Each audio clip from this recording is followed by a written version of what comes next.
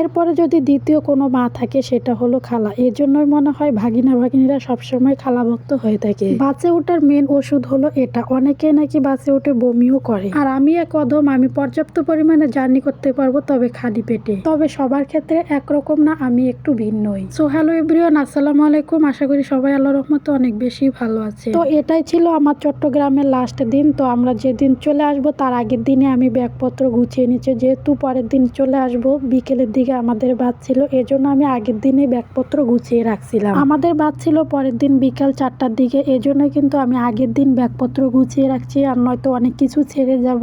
এর জন্য আমি আগের দিন যা যা চোখের সামনে ছিল সবকিছু আমি ব্যাগে ঢুকিয়ে রাখছি। এটাতে ছিল শুধু আমার কাপড় চোপড়, আর ভাবির আর ভাতিজার আলাদা, আবার এক্সট্রা ভাবে কিন্তু আমাদের বস্তাও নিতে হয়েছে, মানে অনেক জিনিসপত্র ওখান থেকে আমরা নিয়ে আসছি, এই জন্য আমাদের আলাদা আরো ব্যাগ নিয়ে আসা হয়েছে, আবার সাথে বস্তাও আনা হয়েছে। তো রেডি হয়ে আমি আবার ভাগনাকে কোলে নিছি, ওকে হাসানোর অনেক ট্রাই করতেছে, কিন্তু ওর মুখে হাসি আসতেছে না, মানে ওর ভিতরটা যেন ফেটে যাচ্ছে। আমরা চলে আসবো, ও কান্না কান্না ভাব। তবে ওর সামনে বলা হয় না যে আমরা বাড়িতে চলে আসছি, ওকে শুধু বলা হয়েছে যে আমি যাচ্ছি, আবার রাফিকে বাড়িতে রেখে আমি আবার তোমার কাছে চলে আসব।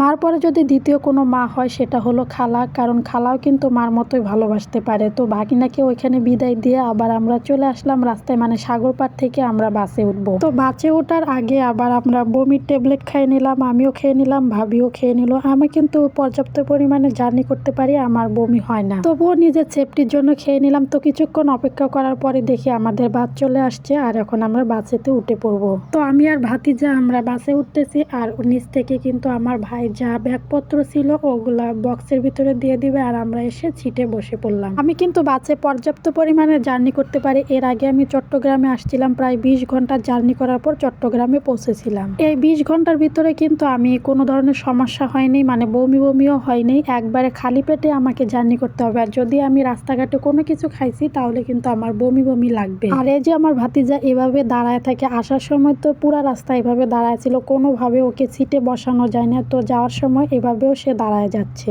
তো আমি আবার সুপারভাইজারের কাছ থেকে 2টা পলি নিয়ে রাখছি, যদি আবার বলা যায় না বমি আসতেও পারে, এজন্য আমি সেফটির জন্য পলি 2টা সাথে রাখছি। এর মাঝে কিন্তু আমাদের 8টার দিকে কুমিল্লাতে হোটেল বিরতি দেয়। এর আগেও কিন্তু আমি এই হোটেলটাতে আসছিলাম, মানে চট্টগ্রামে যাওয়ার পথে এই হোটেলটাতে সবচেয়ে বেশি বিরতি দেয়, আর এখান থেকে আমি পছন্দ মতো 2টা দই নিলাম। যেহেতু আমি রাস্তাঘাটে অন্য কোনো কিছু খাইতে পারবো না, যদি খাই তাহলে কিন্তু বমি হবে। আর ভাতিজা এখান থেকে ঠান্ডা নিয়ে নিল, আর ভাবি এখান থেকে আচার নিয়ে নিল। ব্যাস এতটুকু থেকেই কিন্তু আমাদের হোটেল বিরতি কমপ্লিট। আর এখান থেকে কিন্তু সবাই ওয়াশরুমের কাজও সেরে নিছে, আর মাঝখানে কিন্তু একবার শুধু বিরতি দিবে, আর সেটা হলো বগুড়াতে, আর এর মাঝখানে কিন্তু কোথাও দাঁড়াবে না। তো পরের দিন সকাল আবার 10টার দিকে আমরা বাস থেকে নেমে অটোতে উঠে পড়লাম, মানে ঢাকাতে এত পরিমাণে জ্যাম ছিল, এই জন্য আমাদের আসতে একটু লেট হয়েছে। বাড়ির দিকে এসে দেখি এত পরিমাণে কুয়াশা পড়ছে, কোনো কিছুই দেখা যাচ্ছে না। তো আজকের ভিডিওটা এ পর্যন্তই, দেখা হচ্ছে নতুন ভিডিওতে।